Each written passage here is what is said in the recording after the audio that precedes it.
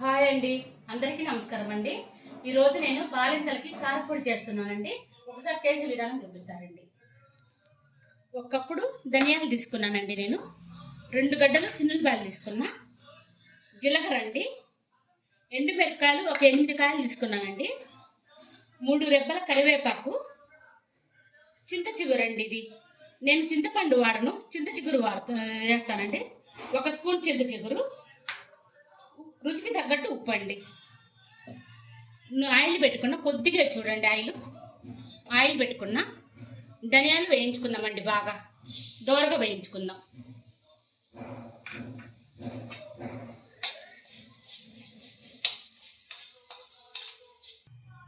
ఇదిగోండి, ఇలా వేగితే సరిపోతుందండి. మళ్ళీ మనము జీలకర్ర ఎండుమిరపకాయలు వేగాలి కాబట్టి 1 స్పూను జీలకర్ర వేస్తున్నానండి.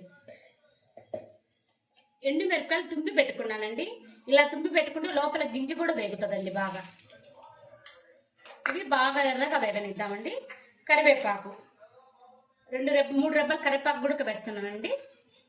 ఇవి బాగా దోరగా వేయించుకుందామండి. ఇదిగో చూడండి, బాగా చిన్న మంట మీద ఇట్లా వేపుకోవాలి. ఇలా వేగిన తర్వాత చిన్నులపాయ రెబ్బలు వేస్తున్నానండి. ఈ వేడికి కొంచెం బాగా వేగుతుంది. మనకి బాలింతలకు కదండి, జలుబు అలా చేయకుండా ఉండేదానికి ఇది చిన్నులపాయ మంచిగా ఉంటుందండి. వాతం అట్లా లేకుండా చేసిద్ది చిన్నులపాయని. తర్వాత చింతపండు బదులు చాలా మంది చింతపండు వేస్తారండి. మా అమ్మ చేసే పద్ధతి అయితే నేను చూపిస్తున్నానండి. నేను చింత చిగురు ఇంట్లో చేసుకున్న పద్ధతి అండి ఇది. అది వేసి వేడి చేస్తున్నానండి. కొంచెం ఫ్రిడ్జ్లో పెట్టింది కదా, మనకి తడి ఉంటుంది కాబట్టి ఆ తడి పోయేదానికి ఇట్లా వేపుకుంటున్నాం చూడండి. అన్నీ వేపుకోవడమేనండి. దీంట్లో చిన్న మంట మీద దోరగా వేయించుకుంటే ఇది బాలింతలు తిన్నా పిల్లలకి జలుబు చేయకుండా పాలు పడతాయండి. బాగా చక్కగా పాలు పడతాయి పిల్లలకి. తల్లికి కూడా ఇడ్లీ లేకి, అన్నం లేకి, వేడివేడి అన్నం లేకి అందుకు తినొచ్చండి. ఉప్పు కూడా వేయించుతున్నాను చూడండి. నేను రుచికి సరిపడా ఉప్పు వేస్తాను. ఉప్పు ఎక్కువ పట్టదండి, చూసేసుకోవాలి దానికి. ఇంతేనండి. ఈ మాత్రం బాగా దోరగా వేయించిన తర్వాత చల్లారినాక మిక్స్ చేసుకోవడమే. ఇదిగోనండి, చల్లారిపోయింది బాగా.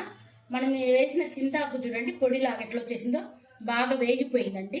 అదిగో చూడండి, లాస్ట్ మన ఎండు పొడి వచ్చినట్టు వచ్చేసిందండి. ఇది బాలింతలకి చాలా మంచిదండి. మా అమ్మ చేసేదండి.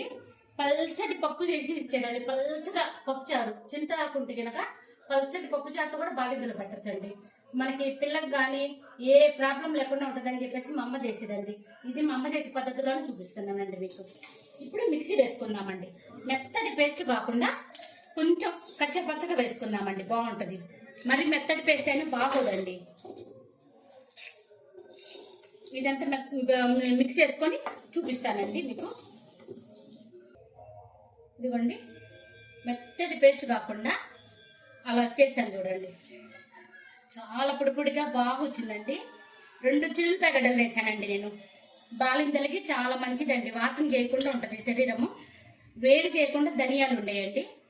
ధనియాలు వేడి చేయకుండా బాగా కాపాడుతుందండి దీన్ని. ఇది బాలింతలకి పెడితే చాలా బాగుంటుందండి. ఇదిగో చూడండి నేను చేసిన పద్ధతిలో ఒక్కసారి చేసి చూడండి. బాలింతల కారపొడి అండి. నచ్చితే లైక్ చేయండి.